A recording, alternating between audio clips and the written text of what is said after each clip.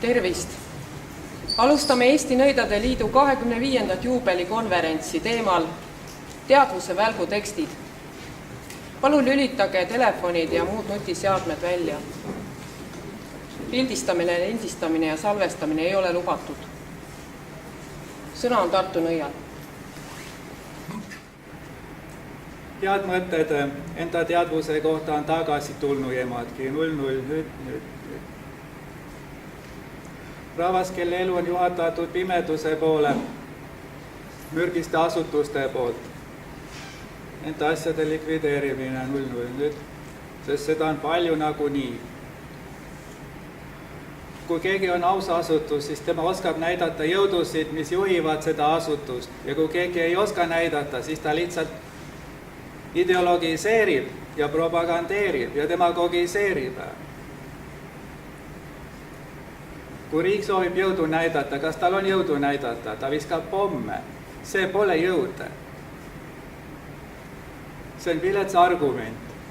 Et kui sa ei usu mind, siis ma löön su maha. See on vilets argument. Tuleb näidata jõudu ja veenda jõuga kedagi ja seletada. Niimoodi käivad õiged asjad. Teadmiste esimene faas on tagasi tulnud jemgi 0-0 nüüd. Teadmistes peituv jõud on ilmutatu jemgi, sest teadmised on jõud loomulikult. Ja kui teades asju jõudusid ei ilmu ja jaksu ei tule juurde teha asju, ju siis ei olnud teadmised õigesti mõistetud või teadmised ei olnudki need. Rahva esimese tsakra tegevus on keelatud. Muladhara tapab rahva lõpuks. Tema juhatab ainult surmateemade poole. Ja üldse ei huvita teda mitte ükski vaimne asi. Muladhara on nii kaval tsakra. Lisaks ega ta nii lähedal enam ei olegi. Ta pole kunagi kellegi sisemuses asetsenud, sellepärast et tühjuses ei ole tsakraid. See on jutt siukene. Tsakrat peab endale saavutama, kui oskab keegi. Looduses muidugi tsakrad on olemas, aga need on ju illusoorsed, sellepärast loodus on illusioon. Illusoorsete tsakrade peale lootmine on ikkagi väga pessimistlik tegevus. Et loota selle peale, mida ei ole, et see aitaks sind. Siis sa pead ikka ise tegema ju. Ja rääkima, et kuidas mul pöörleb sees ja tiirleb. Teadvuse välgu esimene tsakra on tagasi tulnud jemgi 0-0 nüüd. Ma ei ütle, et kellelgi ei ole neid asju olnud, need on kuskil teises maailmas, võib-olla isegi taevas, sest põrgus teadvus on väga raskesti saavutatav. Eriti siin, surma asumis, teadmatuse kohas. On olemas koodi, kus ei ole võimalik asju midagi teada saada üldse enam. Siis pühendatakse ennast ju jõudude tunnetamisele. No õigesti teevad need sensitiivid, kes käivad ringi ja tunnetavad jõudusid. On Eestis selliseid ju. Käivad metsas ja saavad aru, käivad linnas ja väljakul ja seal ja saavad aru, et jõud on. Ja siis nad vaidlevad oma vahel, kas seal on see energiasammas või ei ole seal energiasammas. Siis paljud on soovinud teada, kas tuhala sammas on olemas. On, aga kas sammas ta on? Seal on väga hea jõud. Aga teisi ja tohutult palju igasuguseid teisi asju on. Teadvuse välk edaspidi selgitab, mismoodi jõuda energiasammaste ja muude asjade jõuda nii, et neid näha ja tunda on. Muidu eksid kogu aeg. Sellepärast, et hiisi ja õpetusparki ja teisi, veel hästi palju suuremaid jõudusid kui mingi energiasammas on kõik kohad täis, aga rahvas ei märka neid, sellepärast, et teada ei ole. Ja kui teadvust ei ole asjade teadmiseks, siis ei näe ja ei märkagi üldse. Märkamine sõltub ka sellest, kas teada on, et sellised asjad on olemas, sest kui ei ole teada, et on olemas, siis ei taibatagi üldse.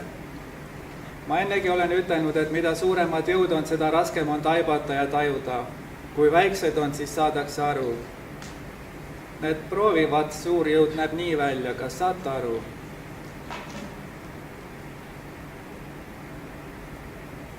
Näed, peaaegu üldse ei ole aru saada, ma ütlen. See on nii suur jõud, et terve maailm kõigub ja nii edasi.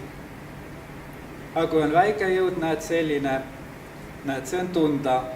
Näed, rahvas hakkab ütlema tasapisi, et ma tunnetan. Niimoodi areneb teadvus siis. väikeste jõudude tunnetamisest suurte jõudude tunnetamise poole ja see on teile teada nüüd, et ära mõtle, et sa tajud suuri jõudusid otsekohe. See ongi võimatu, teadvus peab avarduma.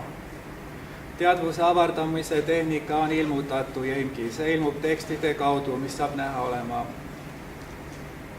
Eesti nõidade kliendid on teinud suuri edusamme, jõudnud kaugele oma nägemistes ja jõudude tunnetamises. Mitmed Tartu nõia kliendidki on hämmastamisväärselt targad juba. Ei mitte muu tõttu, aga nende enda tegevust tõttu. Ma lihtsalt aitan vahel. Miks nõiad üldse on alustanud tegevust? Paljud on sellise mõttega käinud ringi ja plusinud ja nuhkinud ja proovinud aru saada. Ma ütlen ise, sellepärast, et ei olnud kedagi, kes aitas rahvast teadvuse juurde. Nõiad otsustasid aidata rahvast. Sest kui teadvus tuleb, siis saab ka tervist ja nii edasi. Kui ei ole teadvust, siis sa ei saa isegi aru, kas sa oled haige või terve. Sa lihtsalt usud seda, mis näha on. Selles mõttes, et looduse mõttes. Aga loodus on illusioon. Aga kui sa saad teada, milline on sinu tegelik seisund, siis kui sa tead asju õigesti, siis see nähtumuspilt, see fenomeen, see väljamõeldis hakkab muutuma rohkem selle sarnaseks, mis päriselt on. Nii haigused hakkavad kiiresti taanduma, teistmoodi ei saagi. Uskudes igasuguseid väljamõeldisi, mind tegi kõveraks. Kõige hullem on väljamõeldis iseenda kohta. Ma olen inimene, ma olen sündinud maa peale. Mu ema sünnitas mind, see on kõige hullem väljamõeldis. Siis ei saa sust iialgi mitte midagi rohkemat kui üks inimene. Ja inimene on haigustega kaetud ja haigusteks mõeldud ja üks surev loom ja siis ei tasu hädaldada ka. Siis on kõik õigesti saanud, selle, mis on nende asi. Rahvas, kes soovis toota lisaväärtust, pidi lisama endale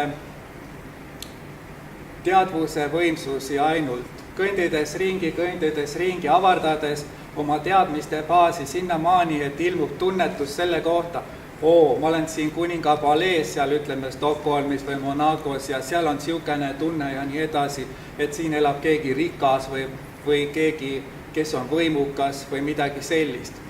Või kõndides kuskil mererannas tunnetab seda jõudu, mis seal on ja nii edasi. Muidu ei ole mõtet üldse ringi käia, milleks üldse kulutada oma 7-80 aastat siis. Kui üldse mitte midagi juurde ei lisaldu, nii lojuks on muututud.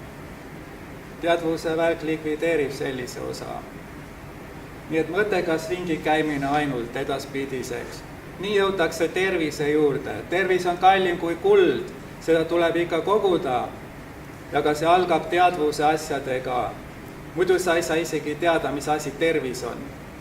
Ja mis sinuga on tehtud ja mis sinust on saanud siin hirmsas maailmas, kust tavaliselt tagasi ei tulda, aga kui sa teed, siis sa saad tagasi. Sest pakkuma keegi mingit teed ei tule, nad ütlevad, hakka minema, saad näha, kas keegi läks ise.